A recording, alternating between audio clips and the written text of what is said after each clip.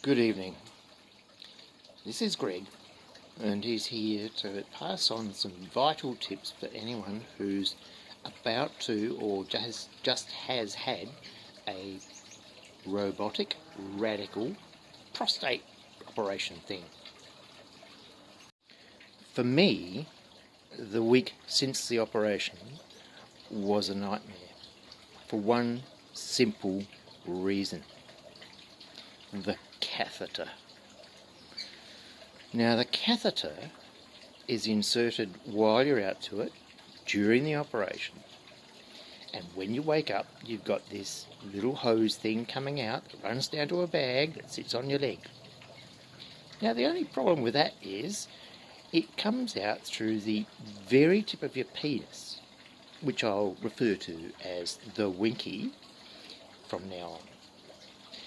My problem was that the winky was super sensitive, and so every time I moved I was in agony, and because I moved I jolted, and when I did that, that hurt all the other 6 incisions that had been made, so I was in much pain. On day 6, in desperation, I contacted my ex-wife and asked her for advice, knowing she was a caring best friend and an ex-nurse. And you know what she said? Really? Do you know what she said? Why don't you just put a little bit of Vaseline around the catheter and the tip of your winky and see if that helps? At this point of day 6, I was nearly fainting from the pain every time I moved. So I took her advice, and I shrieked, I squawked, and I applied the said Vaseline, and guess what? Worked! I couldn't believe it.